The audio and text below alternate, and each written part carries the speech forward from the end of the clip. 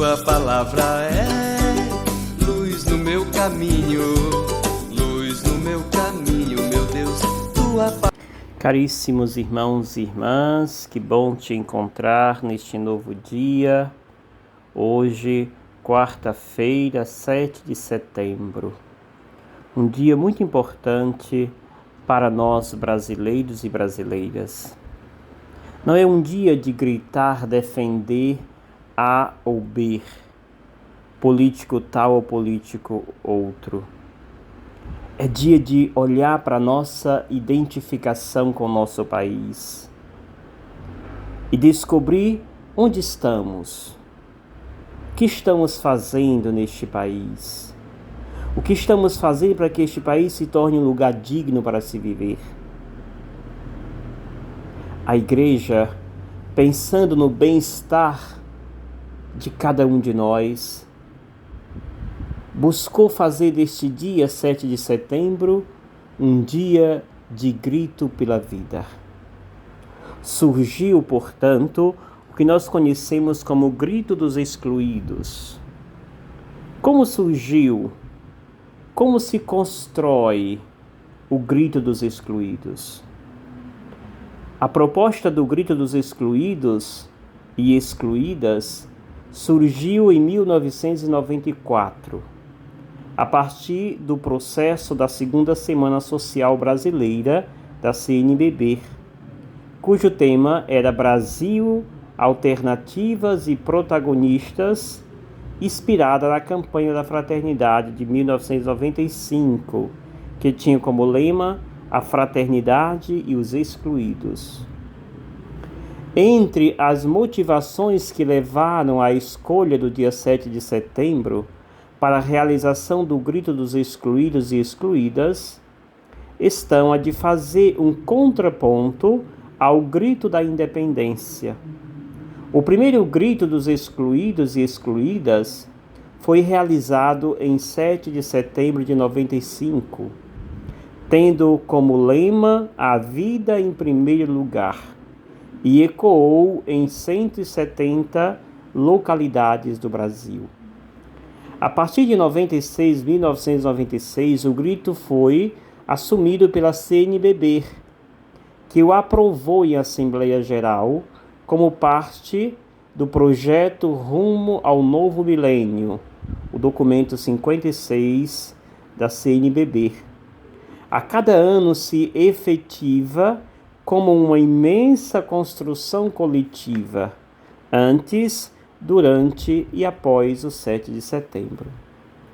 Mas mais do que uma articulação, o grito é um processo, é uma manifestação popular carregada de simbolismo, que integra pessoas, grupos, entidades, igrejas e movimentos sociais comprometidos com as causas dos excluídos.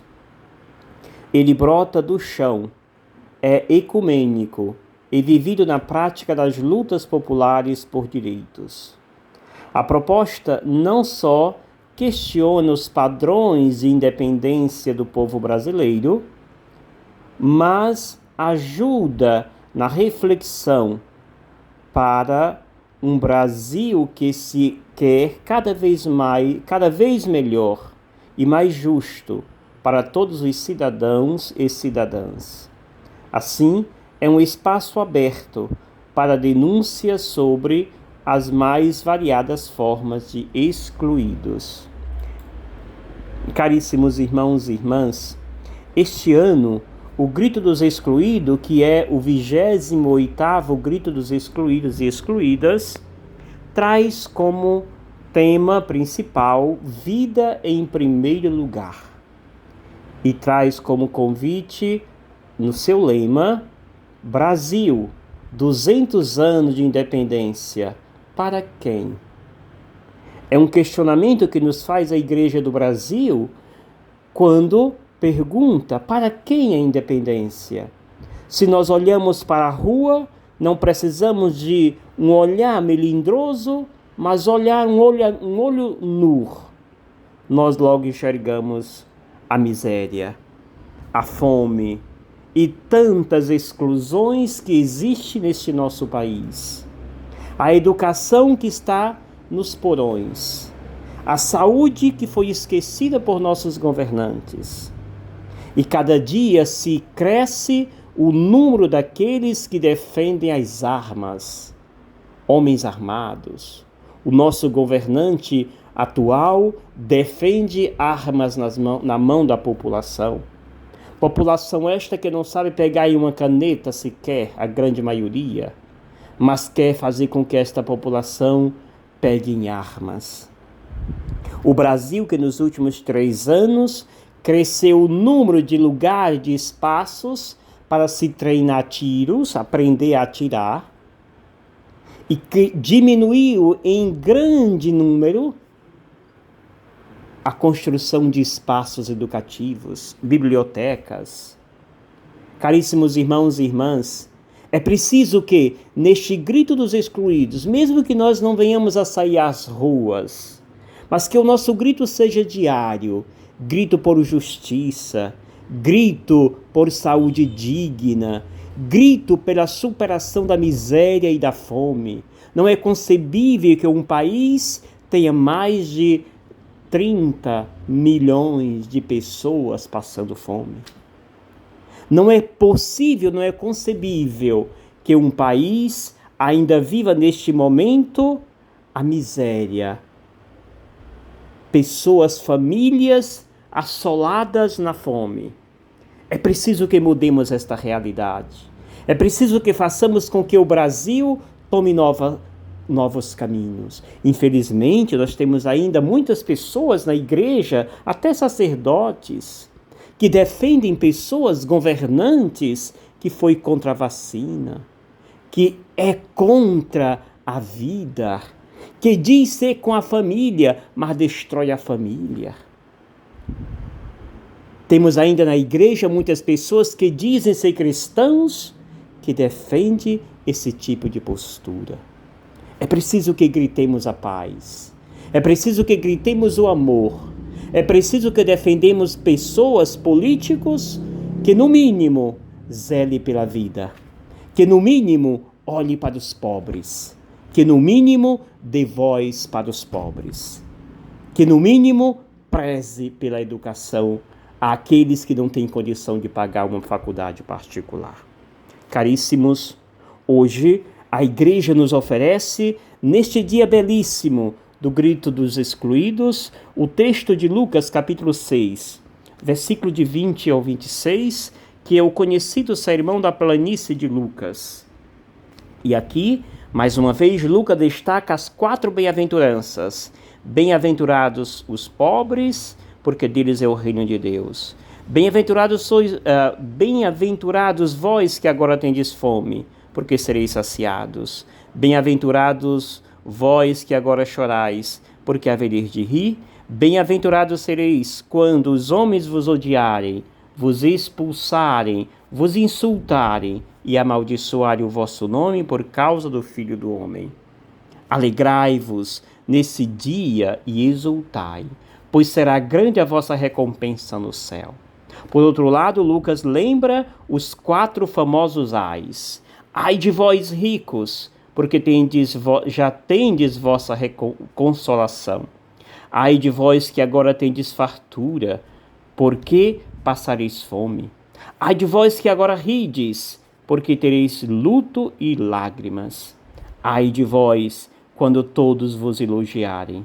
Era assim que os antepassados deles tratavam os falsos profetas. Caríssimos irmãos e irmãs, é mais do que na hora de abraçarmos a palavra de Deus. Não sejamos hipócritas, não sejamos fantoches, boneco de fantoche, deixando-se levar ou deixar-se levado por uma propaganda mentirosa que cada dia se intensifica nesse tempo de eleição. E onde se defende cada vez mais e se restringe cada vez mais a liberdade. Onde cada vez mais se defende armas nas mãos das pessoas. Onde cresce cada vez mais a violência. O Brasil, nos últimos tempos, duplicou a violência, o número de assassinatos, o número de acidentes, entre aspas, com armas. É preciso que defendamos a paz. Jesus nos fala e nos lembra que os bem-aventurados são os pobres, são os esquecidos, são aqueles que choram, são aqueles que, neste momento, são perseguidos e odiados, aqueles que defendem a paz, aqueles que defendem o amor que não passa pelo armamentismo, o amor que não passa pelo derramamento de sangue, pelo acúmulo e o ensinamento de ódio no nosso Brasil. Infelizmente, nós temos um pseudo-governo que ensina as pessoas a irem para a rua, matarem, fazer violência. Não seja você. Se você diz que é cristão, se você diz que segue Jesus Cristo e segue esse tipo de doutrina, o Jesus que você diz adorar, certamente não é aquele que deixou e que foi morto em uma cruz. Viva a nossa independência. Rezemos e lutemos por uma verdadeira independência, e não uma independência de aparência, mas uma independência onde todos tenham direito, onde todos tenham vida e vida em plenitude. Que o Senhor te abençoe, em nome do Pai, do Filho e do Espírito Santo. Amém. Gratidão.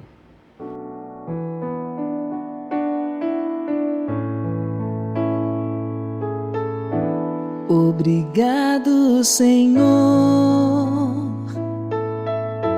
porque és meu amigo.